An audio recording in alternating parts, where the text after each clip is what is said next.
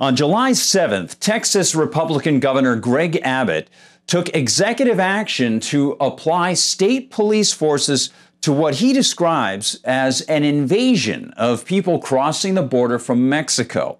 And in issuing his executive order, Abbott hands all Americans a powerful opportunity to learn the fundamental rules about immigration and federalism that were established by the founders and have been overlooked since 1875.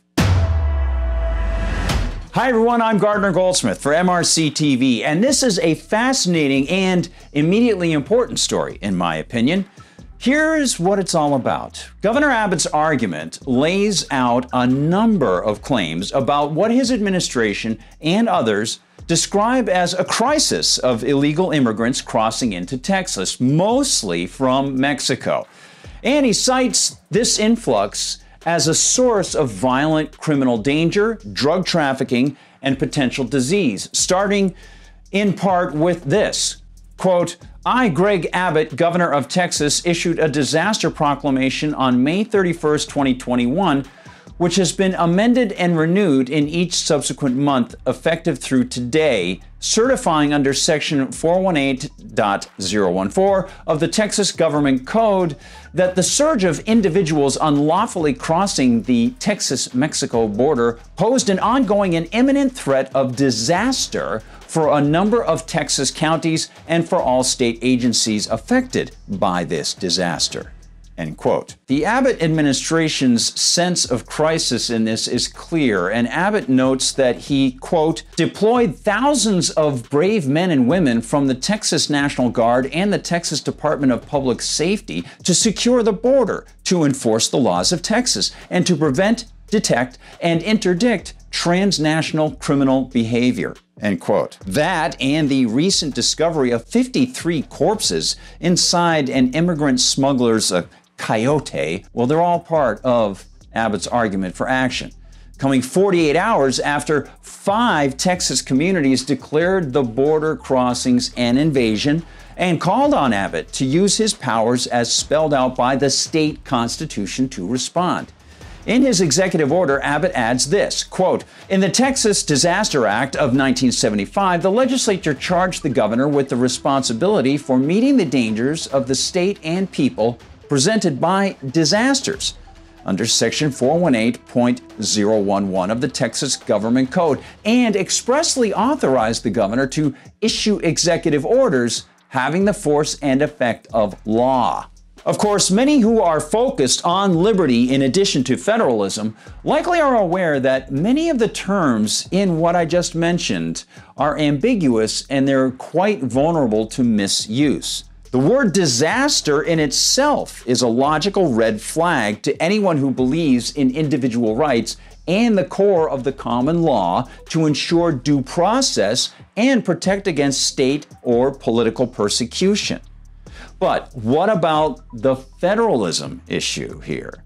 Well, at the outset, Abbott's executive order blames the Biden administration for not protecting the border, an assertion tied to the assumption, and this is very important, tied to the assumption that such protection is a federal responsibility.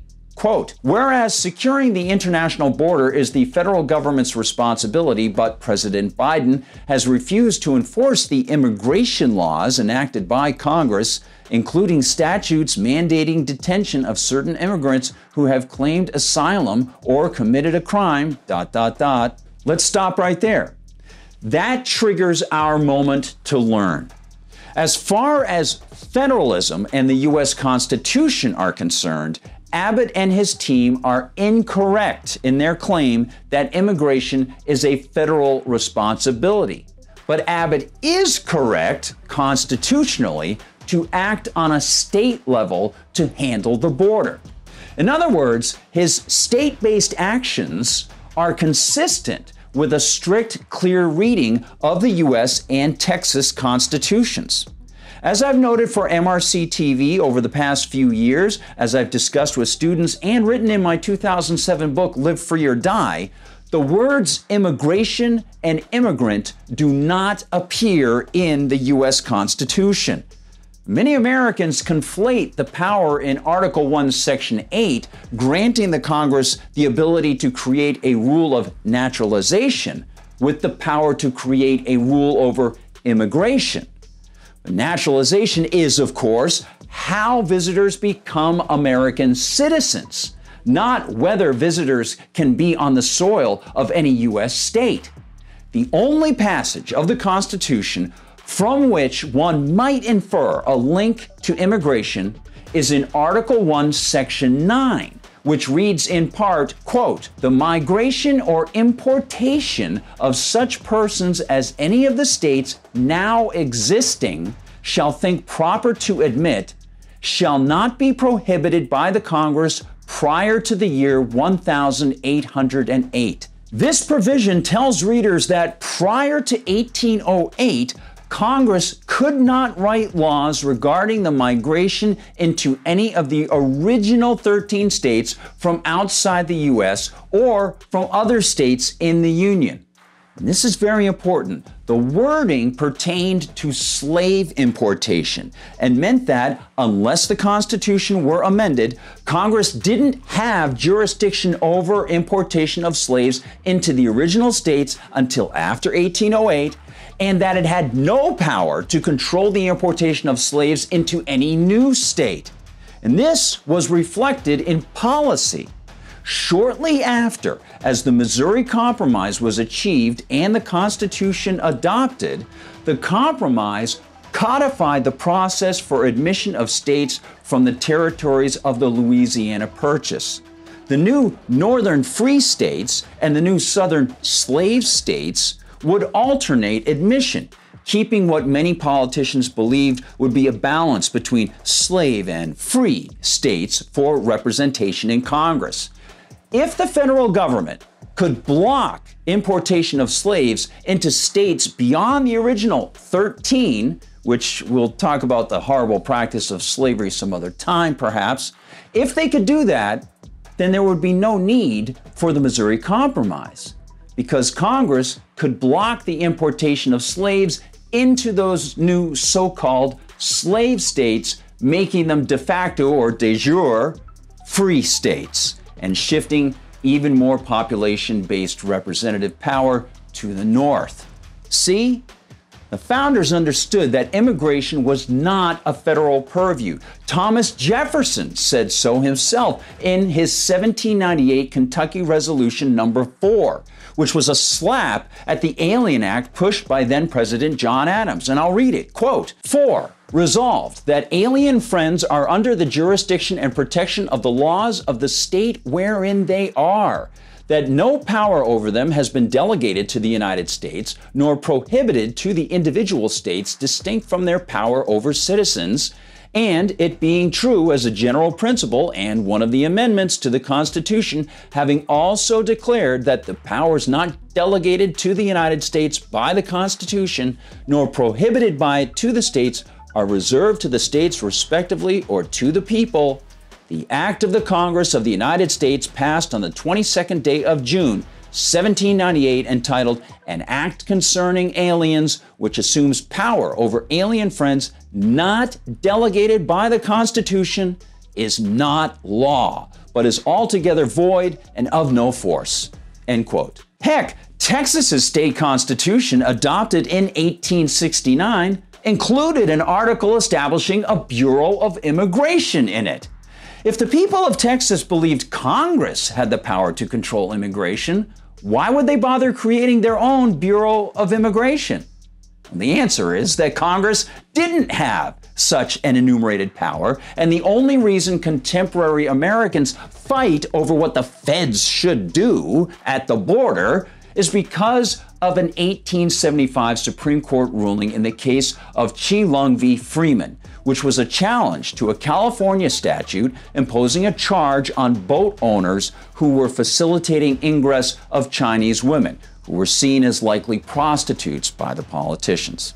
With that ruling, the justices simply made up a federal immigration control power, saying in part, this ridiculous nonsense, which easily can be refuted by actually reading the stinking Constitution. Quote, "The passage of laws which concern the admission of citizens and subjects of foreign nations to our shores belongs to Congress and not to the states." Well, thanks for making that up. That's very nice. And this led to the federal passage of the Page Law that same year, a statute on a federal level that restricted lower-priced Chinese immigrant labor and established from that point on that the states would suffer the loss of their constitutionally granted power over immigration.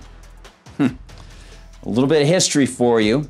And what we have in this contemporary story out of Texas is a new wrinkle on a very old face. It's the face of an imposter federal government using a bad Supreme Court precedent from 1875 to claim powers it doesn't have. And of course, it's a story of state politicians struggling to handle the consequences. Governor Abbott may be mistaken in his belief that the feds have a role in immigration, but he is, constitutionally speaking, right in taking his action. Now, that, of course, assumes that the Constitution is a valid document for you or for me. I didn't sign it, but the politicians swear to uphold it. And many Americans could learn a great deal by studying this situation and seeing what it reveals about U.S. history and what they swear they will do when they take that oath on the Constitution. Thanks so much for watching, everybody. Please like and subscribe. We'll see you in the comments section. And I certainly hope that you will visit us on Rumble. Give us the plus over there. And remember, they don't censor us the way YouTube does. We'll also see you at MRCTV.org, MRCTV.org. And please visit the MRC Store to help the Media Research Center in its 35th year. We'll see you on TikTok. We'll see you on Instagram. We'll see you on Twitter and Facebook. And I am on Gab at Gardner Goldsmith and on Twitter at Gard Goldsmith. For MRC TV, I'm Gardner Goldsmith.